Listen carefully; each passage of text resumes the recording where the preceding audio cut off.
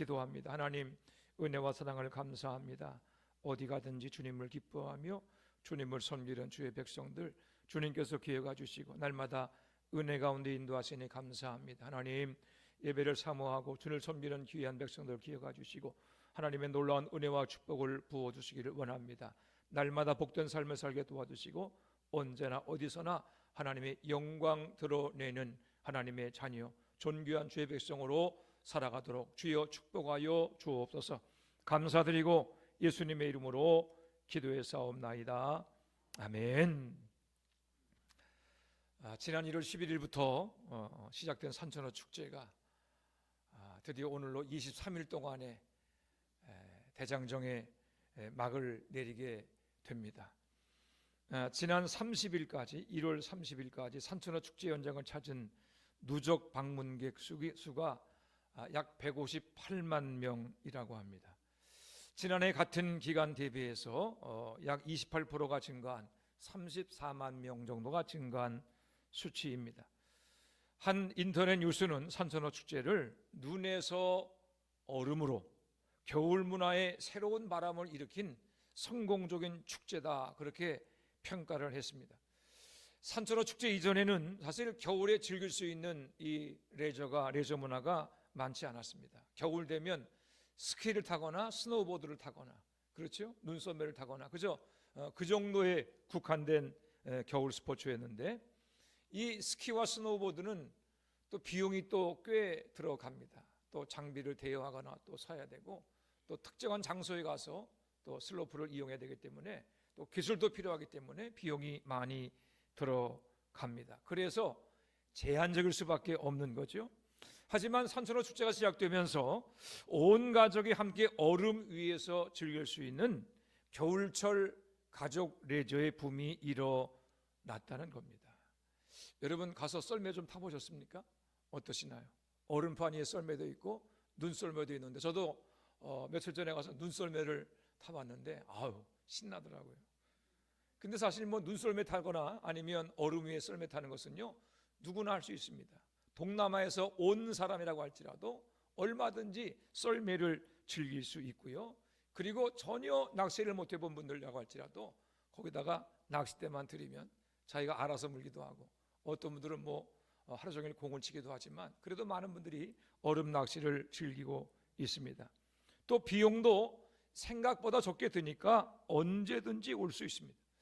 이제 화천은 진짜 겨울 축제를 즐길 수 있는 겨울 문화의 맛집이 되었다라고 하는 생각을 합니다. 맛집 하니까 여러분 벌써 침이 도시는 분이 계시겠지만 세상에서 무슨 맛집 하게 되면 그 집만의 특징을 이름에서 알 수 있습니다. 예를 들어 뭐 김치 맛집 하게 되면 김치가 맛있는 집이죠. 또 경치 맛집 하게 되면 경치가 좋은 집을 일컫는 것입니다.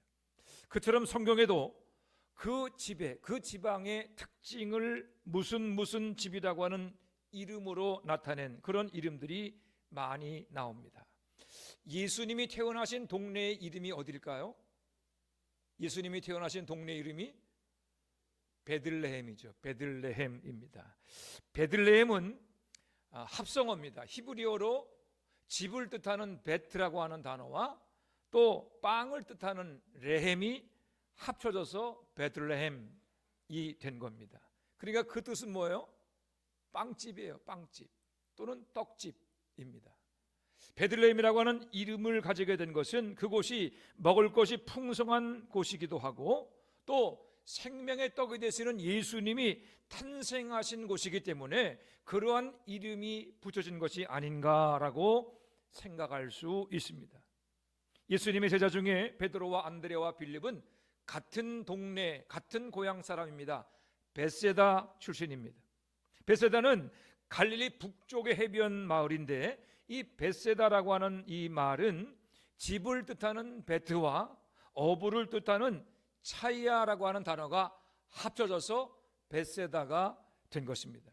그러니까 벳세다는 무슨 뜻이에요? 어부들의 집입니다. 어부들의 집입니다. 그러니까 그만큼 이 벳세다는 갈릴리 호수에서 물고기를 잡는 어부들이 많이 살고 있었음을 알 수 있는 것입니다. 오늘 본문에도 이 베트라고 하는 단어가 들어가 있는 동네 이름이 나옵니다. 우리 한번 요한복음 5장 2절 말씀을 함께 읽어보겠습니다. 요한복음 5장 2절 말씀 함께 읽습니다. 시작. 예루살렘에 있는 양문 곁에 히브리 말로 베데스다라 하는 못이 있는데 거기 행각 5이 있고. 아멘. 이 베데스다라고 하는 말도 집을 뜻하는 베트와 또 은혜 또는 자비를 뜻하는 헤세드가 합쳐져서 이루어진 말입니다. 그러니까 베데스다 이 단어는 우리말로 하면 자비의 집 혹은 은혜의 집이라고 하는 뜻입니다. 기원전 200년경에 만들어진 것으로 추정되는 이 베데스다 인공연못은 직사각형 형태로 되어 있어서 길이가 120m, 폭이 60m, 그리고 깊이가 20m 정도 되는 연못입니다. 이 연못의 주변에는 말씀을 보니까 5개의 행각이 있었다라고 합니다. 행각이라고 하는 것은 햇볕과 비를 피해서 다닐 수 있는 천장이 붙어있는 긴 복도들을 말합니다.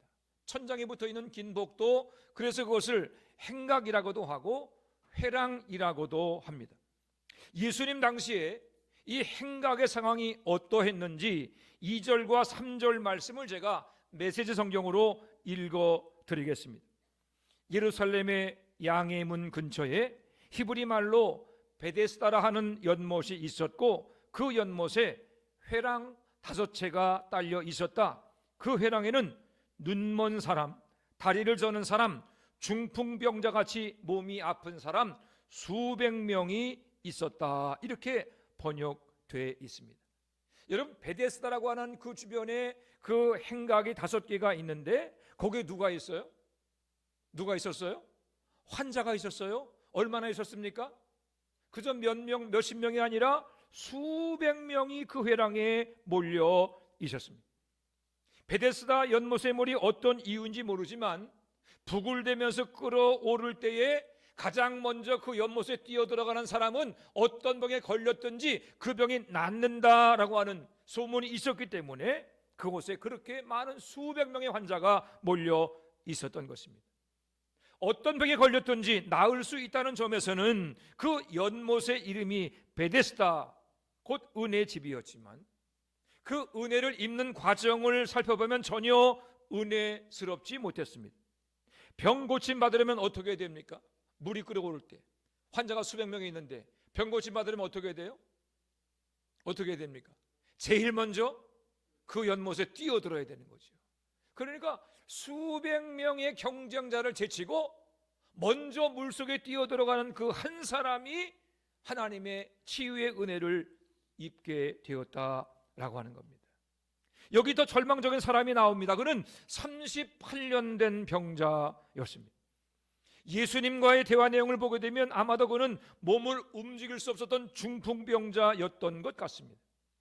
연못이 끓어오를 때 누구보다 먼저 물속에 뛰어들어야만 병 고침 받을 수 있는 이 베데스다의 상황 속에서 38년 된 중풍병자는 병 고침을 받을 수 있는 가능성이 전혀 없었습니다. 뛰어들든지 누가 자기를 그 물속에 넣어 주어야 하는데 중풍병자는 38년 동안 그곳에 누워 있었던 겁니다. 그렇기 때문에 이 중풍병자에게 베데스다는 은혜의 집이 아니었습니다.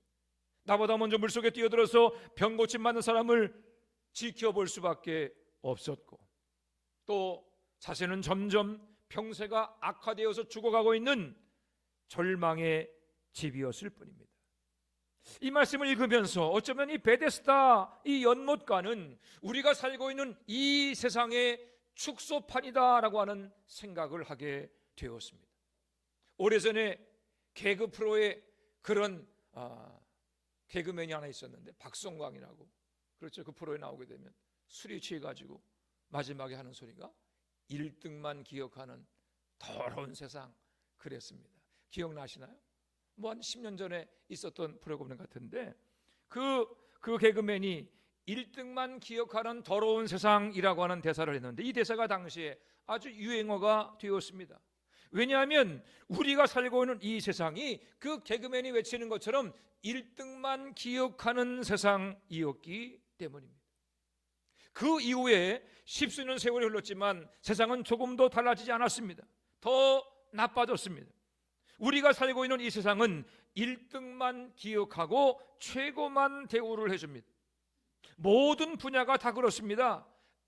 소위 인류 대학을 나오지 않으면 취직도 힘들고 결혼도 어렵습니다. 누군가와의 경쟁에서 뒤치는 것은 곧 패배자가 되는 것을 의미하기 때문에 모두가 1등이 되어보겠다고, 모두가 최고가 되어보겠다고 안간 힘을 쓰고 있습니다. 인류대학에 들어가기 위해서 유치원에서부터 사교육을 받는 세상입니다. 1등이 될 수만 있다면 뼈를 깎는 고통을 견뎌내고 영혼까지 갈아 넣을 수 있다고 하는 그러한 잔인한 세상이 되었습니다. 이런 무한 경쟁의 정글 같은 세상 속에 우리 교회가 서 있습니다. 주님께서 이 무한 경쟁의 정글 같은 세상 속에 교회를 세우신 이유는 1등만 기억하는 세상, 모두가 1등이 되기 위해서 무한 경쟁을 반복하는 이 악한 세상 가운데서 하나님의 놀라운 은혜를 전하기 위함입니다. 교회가 전하는 하나님의 은혜는 남녀노소 빈부귀천을 막론하고 모든 사람에게 구원 주시는 차별이 없는 은혜입니다. 1등만 구원받는 것이 아닙니다. 누구라도 믿는 자는 영생을 얻게 하시는 하나님의 은혜입니다. 최고만 인정받는 것이 아닙니다. 영접하는 자 곧 그 이름을 믿는 모든 자들을 하나님의 자녀로 인정해 주시는 놀라운 은혜입니다. 그렇다면 이 시대의 교회는 어떻게 이 베데스다, 차별이 없고 편견이 없는 하나님의 은혜를 전하고 누리는 진정한 은혜의 집이 될 수 있겠습니까? 첫째로 교회가 은혜의 집이 되려면 예수님이 친히 말씀하시는 곳이 되어야 합니다. 교회가 은혜의 집이 되려면 편견과 차별이 없는 하나님의 은혜를 나누고 누리는 그런 곳이 되려면 예수님이 친히 말씀하시는 곳이 되어야 한다라고 하는 것입니다. 말씀을 보니까 베데스다 연못은 양의 문 곁에 있다고 했습니다.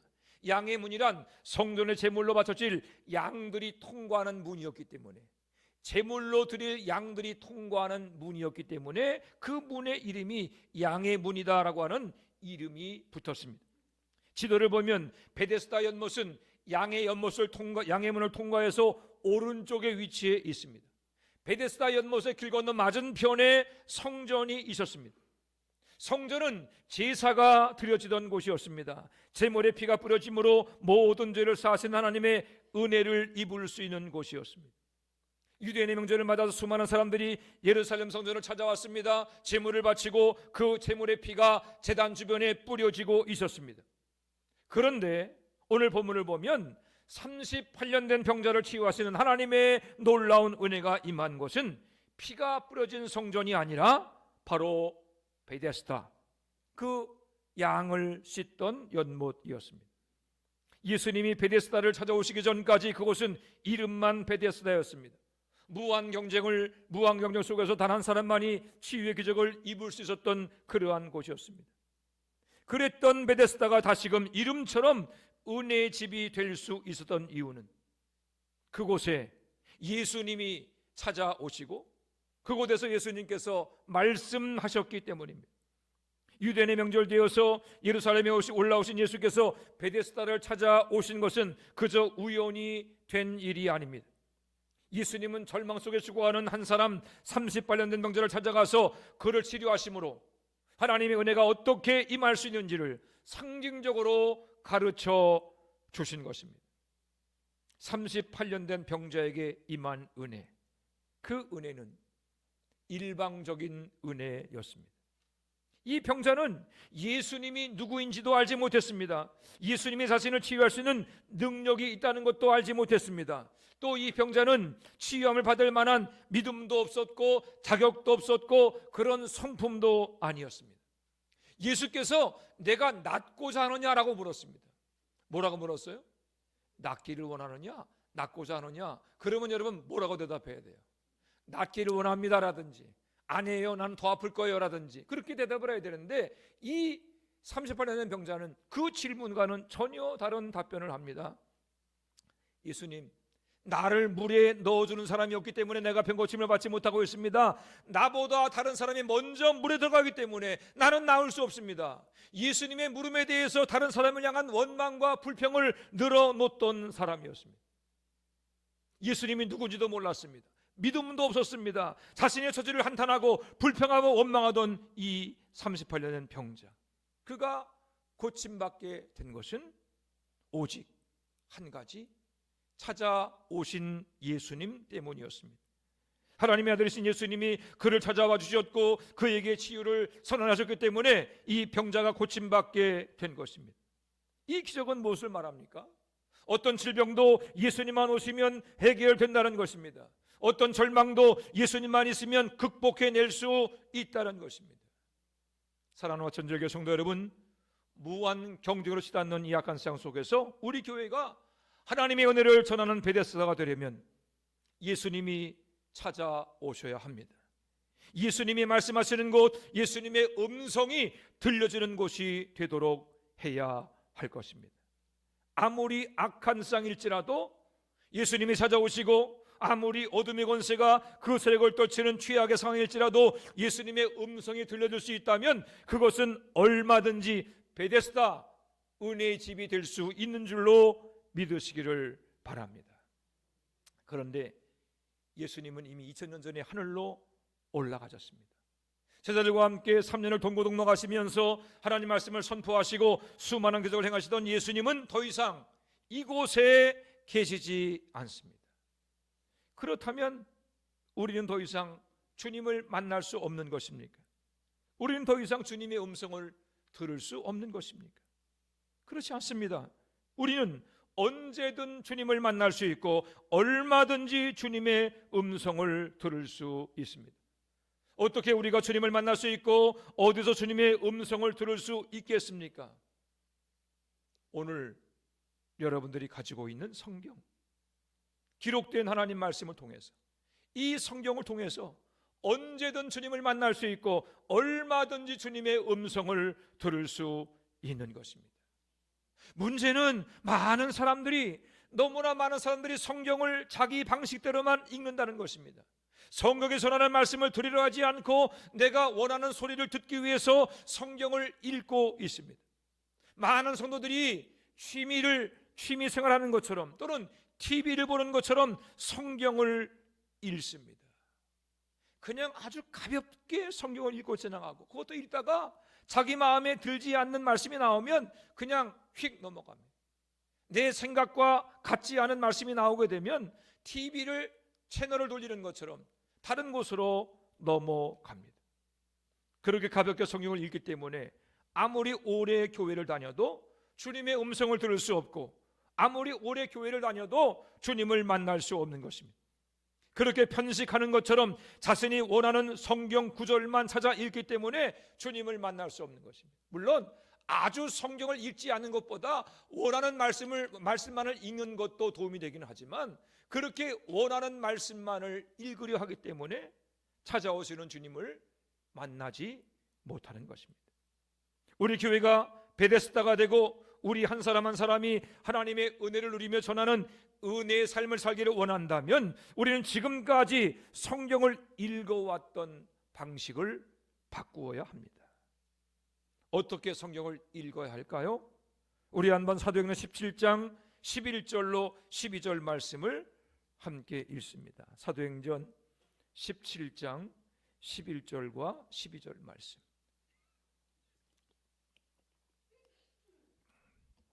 사도행전 17장 11절과 12절 말씀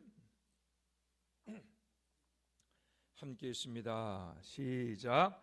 베레아에 있는 사람들은 데살로니가에 있는 사람들보다 더 너그러워서 간절한 마음으로 말씀을 받고 이것이 그러한가 하여 날마다 성경을 상고함으로 그 중에 믿는 사람이 많고 또 헬라의 귀부인과 남자가 적지 아니하나. 아멘. 바울과 실라가 베레아에 가서 하나님 말씀을 전할 때 그곳에 있던 많은 사람들이 예수님을 믿게 되었다고 했습니다. 베레아에 있는 사람들이 다른 곳에 있는 사람보다 더 많이 예수를 믿게 될 수 있었던 사실, 그 이유는 그들이 간절한 마음으로 설교를 들었고, 설교를 들은 다음에 과연 그 설교가 사실인가를 확인하기 위해서 날마다 성경을 상고했기 때문이다라고 성경은 말하고 있습니다.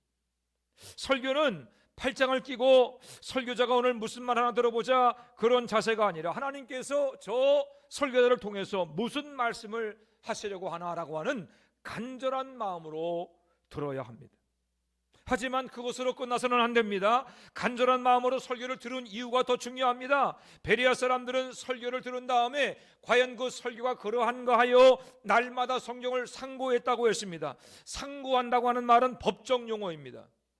재판장에서 판사가 판결을 내리기 위해서 피고나 원고가 하는 말을 자세히 듣고 또 그들이 제출하는 서류와 증거들을 자세하게 살펴보고 검토한다라고 하는 뜻입니다.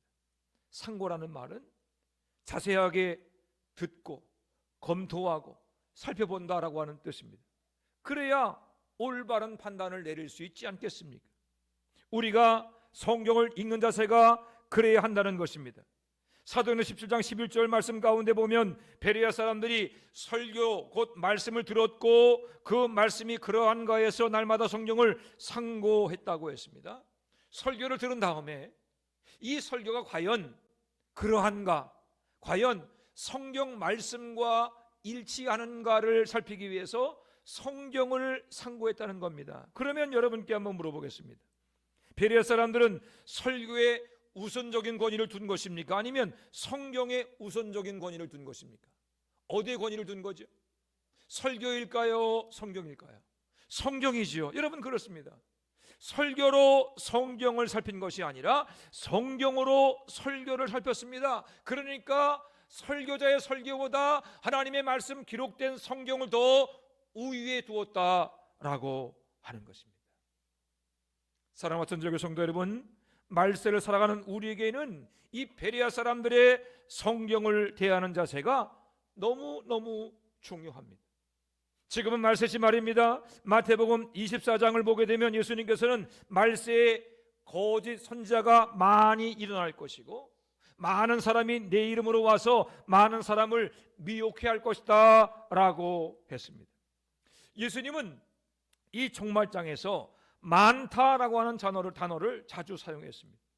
24장 마태복음 24장 4절로부터 12절까지를 보게 되면 이런 강조의 말씀이 계십니다. 5절 많은 사람이 내 이름으로 와서 많은 사람을 미혹하리라. 마태복음 24장 10절 많은 사람이 실족하게 될 것이다. 11절 거짓 선지자가 많이 일어나서 많은 사람을 미혹할 것이다. 12절 불법이 성함으로 많은 사람의 사랑이 식어지리라. 여기서 많다는 것은 그저 다수의 사람이란 뜻이 아니라 그보다 훨씬 더 많은 사람들이라고 하는 뜻입니다. 여러분 한두 사람이 아닙니다. 거짓 선지자도 한 명 두 명이 아니라 수많은 거짓 선지자가 나타나서 수많은 사람들이 거기에 속게 되고 넘어지게 된다라고 예수께서 예언하셨습니다. 그러니까 많은 사람이 간다고 다 그 길이 진리의 길이 아닙니다. 많은 사람들이 모여있다고 해서 그곳에 주님이 계시는 것이 아닙니다. 많은 사람이 그렇게 속는 이유는 간단합니다. 모든 설교자의 설교를 진리라고 생각하기 때문입니다. 유명 목사라고 하는 타이틀에 속고 유명 유튜버라고 하는 이름에 속기 때문입니다. 살펴보지도 않으면서 많은 사람이 가고 있으니까, 많은 사람이 모여 있으니까, 많은 사람이 들으니까 그것이 진리일 수 있겠다라고 판단하기 때문입니다. 여러분 속지 않게 되기를 바랍니다. 유명 목사의 설교라고 다 진리가 아닙니다. 유명 유튜버라고 해서 다 진실을 말하는 것이 아닙니다. 진리는 오직 한 분 예수 그리스도이십니다. 그러므로 이 마지막 때를 살아가는 우리를 미혹하려고 하는 가짜 목사에게 속지 않고 거짓 선지자에게 넘어가지 않으려면 이 베레아 사람들처럼 오직 한 분 되신 예수님의 말씀에만 귀를 기울이는 훈련을 게을리하지 말아야 합니다. 베레아 사람들이 그랬던 것처럼 설교를 들은 다음에, 어떤 말씀을 들은 다음에 과연 그 설교와 말씀이 성경과 일치하는가를 살펴볼 수 있어야 합니다. 날마다 성경을 자세히 읽고 성경을 공부하고 깊이 묵상하면 비로소 우리는 성경 속에서 말씀하시고 역사하시고 운행하시는 예수님을 만날 수 있습니다.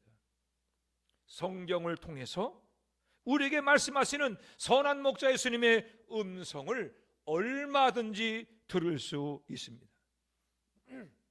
성경을 상고하는 것만으로 그런 능력이 나타날 수 있겠습니까? 여러분, 그렇습니다. 성경을 상고하는 것만으로 그런 능력이 나타날 수 있습니다. 디모데후서 3장 16절로 17절은 이렇게 말합니다. 모든 성경은 하나님의 감동으로 된 것으로 교훈과 책망과 바르게 함과 의로 교육하기에 유익하니 이는 하나님의 사람으로 온전하게 하며 모든 선한 일을 향할 능력을 갖추게 하려 함이니라. 이 디모데후 3장 16절로 17절의 말씀의 주어는 사람이 아니라 성경입니다. 모든 성경은 이렇게 시작이 됩니다. 여러분, 성경이 우리를 가르칩니다. 성경이 우리를 바르게 합니다. 성경이 우리로 하여금 선악을 분별하게 하고 성경이 우리에게 하나님의 일을 행할 수 있는 능력을 갖추도록 합니다. 성경을 읽고 성경을 공부하고 성경을 깊이 묵상할 때 성경을 기록해 하신 성령께서 우리의 마음을 감동하십니다. 성령께서 우리의 마음을 열고 우리 완악한 마음을 기경하며 우리의 굳은 생각을 바꾸어 주십니다. 그 결과 우리는 이 성경을 통해서 주님의 음성을 들을 수 있게 되고 이 성경을 통해서 살아가신 예수 그리스도를 만남으로 하나님이 원하시는 선한 삶을 살아갈 수 있는 능력 있는 그리스도인이 될 줄로 믿으시기를 바랍니다. 지금 세상이 얼마나 험한지 모릅니다. 지금 세상은요, 누군가의 사상을 검증하지 않고는 견디지 못하는 그런 악한 세상이 되었습니다. 지금 세상은 보수와 진보, 좌파와 우파로 갈라져 있습니다. 교회도 세상을 따라가고 있습니다. 신앙도 보수와 진보로 나누고 성도도 좌파와 우파로 갈라져 있습니다.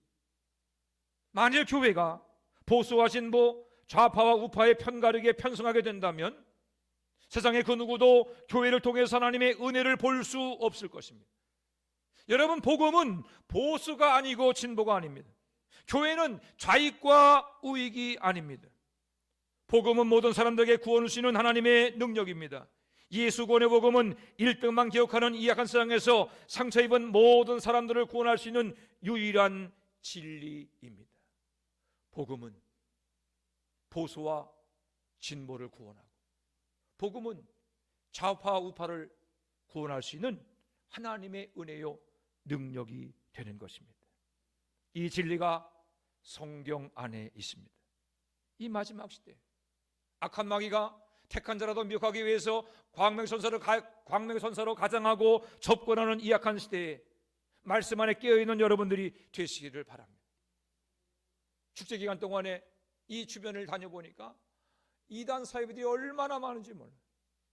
건네주는 쪽지마다 서 있는 장소마다 모두가 다 거짓된 복음을 이야기하고 미혹하고 속이려는 사람들로 가득 차 있는 것을 봅니다. 우리가 어떻게 이단과 사이비로부터 우리의 신앙을 지켜낼 수 있겠습니까? 성경을 상고하는 것입니다. 여러분, 우리가 말씀을 읽고 묵상한다고 하게 되면, 말씀을 따라 살기만 한다고 하게 되면 어떤 악한 마귀의 공격도 물리치는 능력 있는 그리스도인이 될 줄로 믿으시기를 바랍니다. 신천지 사이비 이단들에게 넘어가는 것은요, 거기 뭐가 대단한 게 있어 넘어가는 것이 아니라 성경 말씀을 상고하지 못한 결과입니다. 말씀을 조금만 알고 읽으면 결코 넘어갈 수 없는 그 사이비 이단들, 말씀을 읽지 않기 때문에 거기 넘어가고 거기 속고, 그래서 그 영혼이 지옥에 빠져들게 되는 것입니다. 이 마지막 시대에 날마다 성경을 상고하는 여러분들 되시기를 바랍니다. 여러분의 구원과 신앙의 성장을 위해서 날마다 성경을 읽으시기를 바랍니다. 여러분 미혹하고 넘어뜨리고 지옥에 끌고 가기 위해서 광명의 선사로 가장하고 다가오는 악한 마귀에게 속아 넘어가지 않도록 날마다 성경을 읽고 공부하고 묵상하고 순종하시기를 바랍니다. 그래야만 성경을 통해서 예수님의 음성을 듣고 성경을 통해서 예수 그리스도를 만남으로 세상을 구원하시는 복음의 능력을 우리 주변과 이웃에 펼쳐가는 이 시대의 베데스다, 은혜의 집으로 살아가는 모든 성도가 되시기를 주님의 이름으로 축원해 드립니다. 기도하겠습니다. 하나님 은혜와 사랑을 감사합니다. 이 악하고 험한 세상 가운데서 우리로 하여금 주의 자녀로, 주의 백성으로, 구원받은 자녀로 살게 하신 것을 감사합니다. 우리를 위해서 주님 만나게 하시고 주님의 말씀을 듣게 하기 위해서 오늘도 우리에게 살아있는 말씀 성경 주신 것을 감사드립니다. 주님, 간절히 원하옵기는 우리가 성경을 상고하는 베레아 사람들처럼 아버지 말씀을 읽고 묵상하며 순종하는 삶을 살게 해주시옵소서. 그리함으로 성경을 읽다가 주님의 음성을 듣게 하시고, 성경 읽다가 주님 만나게 하시고, 성경 읽다가 인생의 목적과 꿈을 발견하게 하시며, 성경 읽다가 주의 능력을 받아 악한 마귀와 싸워 승리하는 그리스도의 강한 군사가 되게 하여 주옵소서. 하나님 감사합니다. 말씀의 검으로 무장하는 성도들 되게 도와주시고, 하나님 그 말씀을 따라 주님의 은혜 가운데 숨으로 말미암아 그리스도 예수를 알지 못하는 이 약한 세상, 경쟁으로 추구하는 이 비참한 세상을 향하여서 모든 사람들에게 구원 주시는 하나님의 은혜를 증거하는 베데스다 은혜의 집이 되게 하시고 은혜의 집으로 살게 하여 주옵소서. 감사드리며 예수님의 이름으로 기도해 싸움나이다. 아멘.